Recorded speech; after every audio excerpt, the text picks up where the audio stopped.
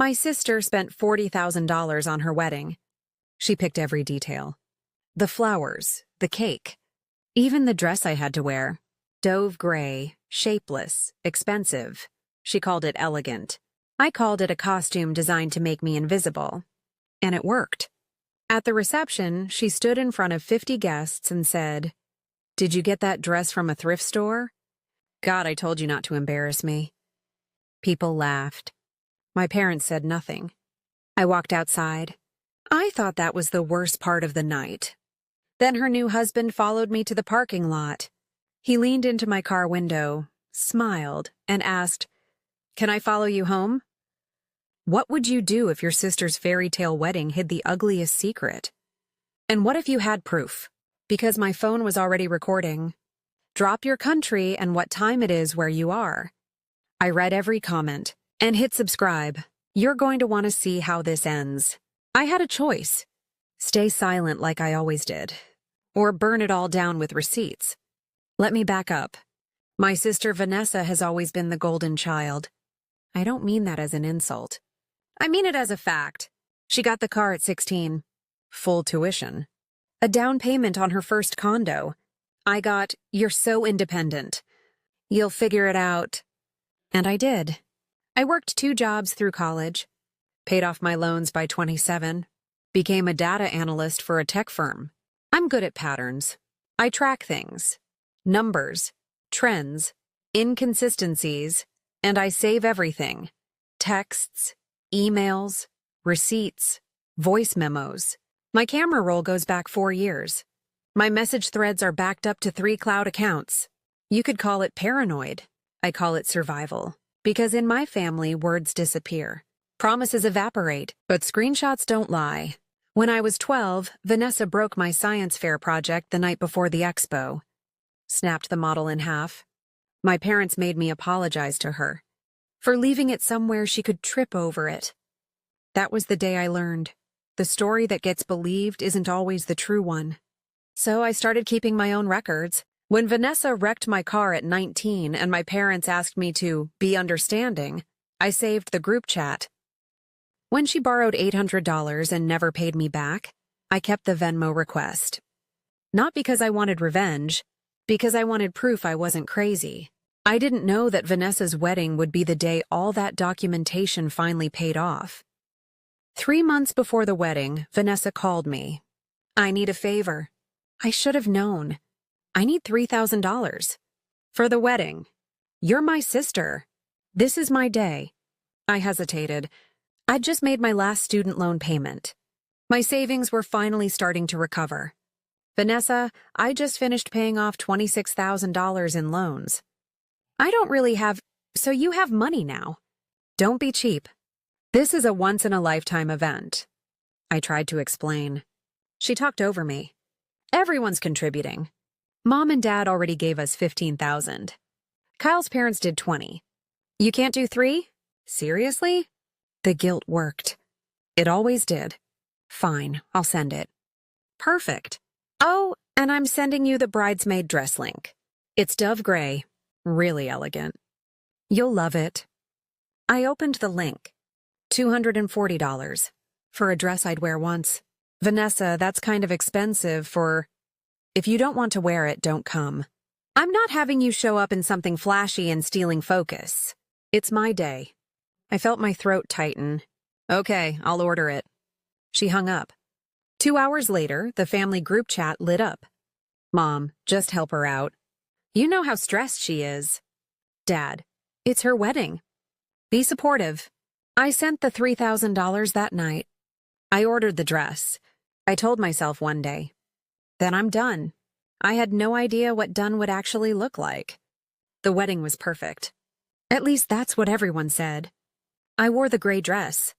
It washed me out. Made me look tired. That was probably the point. I smiled in the photos. Held Vanessa's bouquet during the vows, blended into the background. At the cocktail hour, I stood by the appetizer table, alone. Vanessa floated over. Her dress shimmered. Her smile was dazzling. She looked at me. Then she raised her voice just enough. "Oh, honey, that dress. I mean, I guess it's fine if you're going for, like, community theater understudy. Laughter rippled around us. Someone whispered, "Oof!" I felt my face burn. Vanessa leaned closer. Her voice dropped to a whisper only I could hear. "You look exactly how I wanted you to look. Forgettable." Then she turned and glided away. My mother was 10 feet from me. She looked down at her champagne. My father adjusted his tie. No one said a word. I set down my glass, walked through the French doors, crossed the lawn. My car was parked at the edge of the lot. I unlocked it, sat in the driver's seat. I should have known. I'm always the punchline. I pulled out my phone. I didn't even know why yet. Just instinct. I opened my voice memo app, hit record, slid the phone into my jacket pocket. Then Kyle appeared at my window. He knocked on the glass. I rolled the window down 2 inches. "Hey, you okay?" I nodded. Didn't trust my voice. He leaned in, smiled. It didn't reach his eyes. "You looked good in there." "Better than she does, honestly." I blinked. "What?" "Come on. You know you're the prettier sister." "You just hide it." My skin crawled. "I should go." "Wait." He put his hand on the door frame. "Can I follow you home?" "Just to talk. Vanessa doesn't need to know." Time slowed. "I'm leaving." "Don't contact me." I rolled up the window, started the engine. He stepped back. I drove. My hands shook the entire way home. When I got inside, I locked the door, sat on the floor, pulled out my phone. The recording was still running. 1 hour, 42 minutes. I scrolled to the timestamp. 9:47 p.m. I hit play. His voice came through. Crystal clear. "You looked good in there." "Better than she does, honestly." Pause. "Can I follow you home?" "Just to talk. Vanessa doesn't need to know." Then my voice, shaking but audible. "I'm leaving." "Don't contact me." I played it 3 times. The timestamp was burned into the metadata. The location tag showed the venue parking lot. I had proof, undeniable, time-stamped. Backed by GPS, I saved the file to 3 cloud accounts. But I knew the truth. If I used it, my family would explode. And they'd find a way to blame me anyway. I didn't hear from anyone Sunday or Monday. Tuesday morning, my phone buzzed. Unknown number. "Hey, it's Kyle. Got your number from Vanessa's phone. We should talk." I deleted it. An hour later, another text. "Come on. Don't ignore me. You felt it too." I didn't reply. By Wednesday, there were 6 messages. "I can't stop thinking about you. Vanessa doesn't get me like you would. Just coffee. No one has to know." I screenshotted everyone. Didn't respond. Thursday afternoon, Vanessa called. I almost didn't answer. "Hello? What the hell is wrong with you?" Her voice was shaking. Not sad, furious. "What are you talking about?" "Kyle told me everything. You came on to him at my wedding." "My wedding? Are you that pathetic?" My stomach dropped. "Vanessa, that's not—" "He said you followed him outside. Tried to get him alone. Told him you'd always had a crush on him." I couldn't breathe. "That's a lie. He came to my car. He asked if he could follow me home." She laughed. It was bitter, sharp. "Right, my husband, who just married me, wanted you, sure. I'm telling you the truth. You've always been jealous of me. Now you're trying to ruin my marriage because you can't stand that I'm happy." She hung up. 10 minutes later, the family group chat exploded. "Mom, we need to talk about what happened at the wedding. This is unacceptable." "Dad, I'm ashamed." "Fix this." "Vanessa, apologize by Sunday dinner, or you're not welcome in this family anymore." 4 days. I had 4 days to confess to something I didn't do, or I could show them the truth, and risk losing everything anyway. I didn't sleep Thursday night. Friday morning, I opened my phone, scrolled through Kyle's messages. 23 texts. Over 4 days, my side of the thread was empty. Not a single reply. I took screenshots. Every message. Every timestamp. Then I opened the voice memo file from the wedding. I uploaded it to a transcription service. 90 minutes later, I had a written document. Word for word. Kyle's voice. My refusal. The timestamps matched the audio metadata perfectly. I created a folder on my desktop. Labeled it Vanessa Wedding Evidence. Inside the audio file, the transcript. 23 screenshots.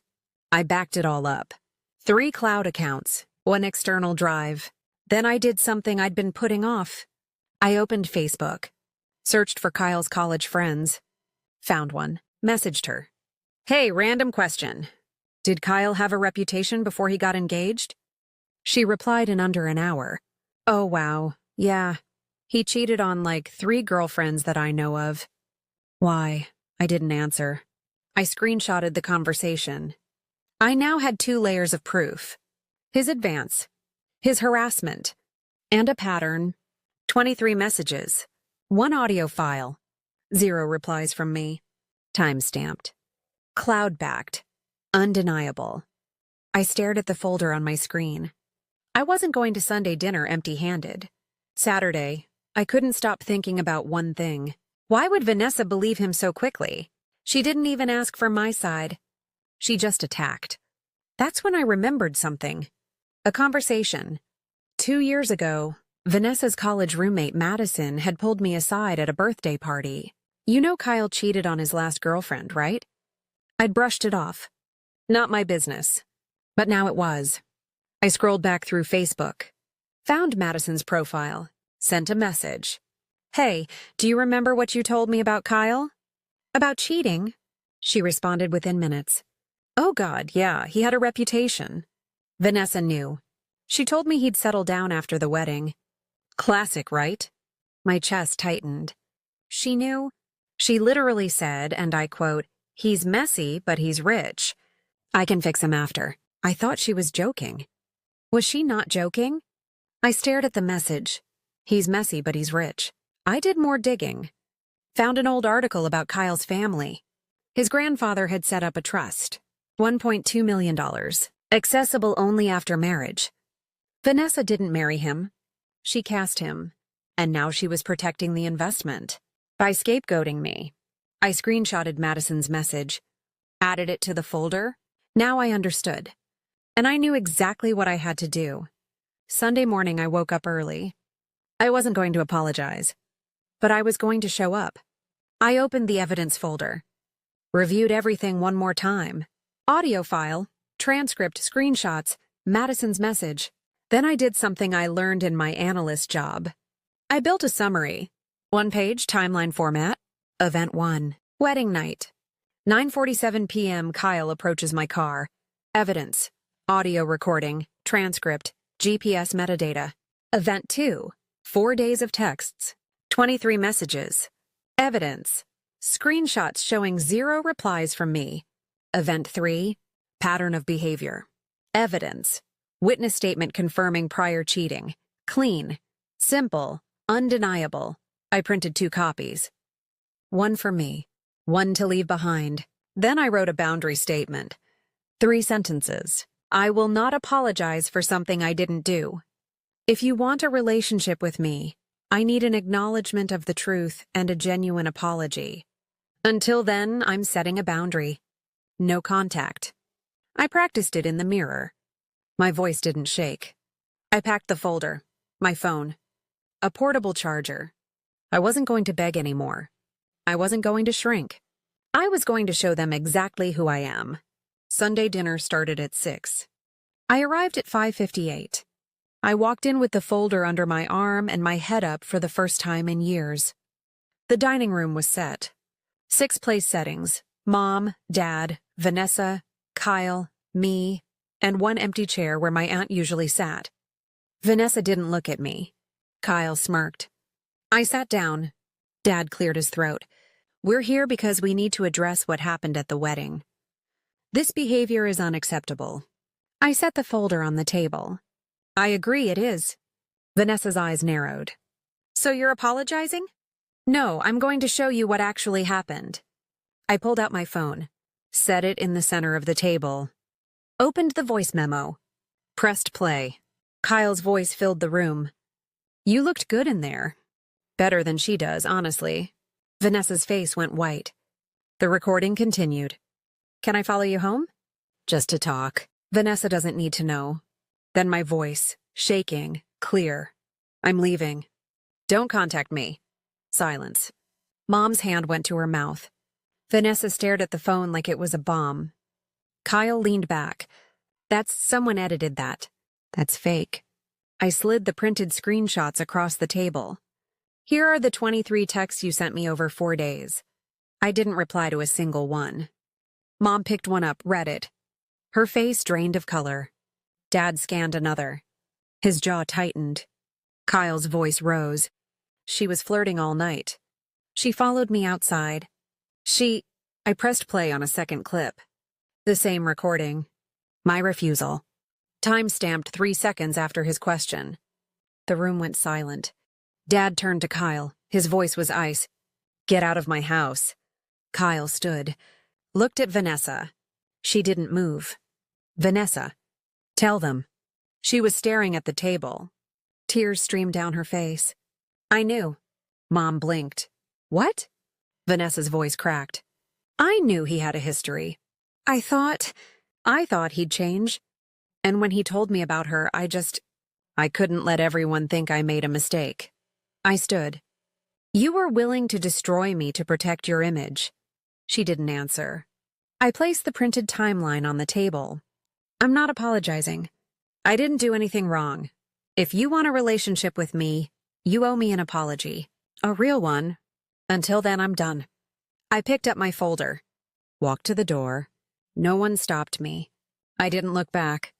I didn't hear from anyone for 3 weeks. Then a text from my mom. Can we talk? I didn't reply right away. I sat with it. A week later, she sent another. You were right. I'm sorry. We should have listened. It wasn't perfect, but it was a start. I responded with one line. I'm open to family therapy, professional mediation. Otherwise, I need more time. She agreed. 2 days after that, I got a message from Vanessa. Kyle moved out. I filed for annulment. I'm sorry. I was wrong. I read it 5 times. I didn't reply immediately. Forgiveness isn't instant. And that's okay. A month later, my dad called. We talked for 10 minutes. It was stiff, awkward, but he admitted he was wrong. He said they'd started going to therapy, individual sessions. He asked if I'd consider joining for a family session eventually. I said maybe. When I'm ready. Kyle's trust fund became part of the annulment settlement. Vanessa's lawyer is handling it. I don't know the details. It's not my business. What I do know is this. Vanessa's Instagram went quiet. No more perfect life posts. No more sponsored content. She texted me last week, asked if we could meet for coffee. I haven't answered yet. I'm in therapy too now, working through years of being the invisible child. The one who didn't need help. The one who had to prove she wasn't crazy. It's slow, but it's real. I didn't win. I just stopped losing. There's a difference. Boundaries aren't revenge. They're self-respect. Silence protects abusers. Receipts protect you. The dress Vanessa mocked? I donated it. But I kept the recording. Not for revenge, for the reminder. My voice matters. Even when they try to silence it. I still save everything. Texts, emails, screenshots. Some people call it paranoid. I call it prepared.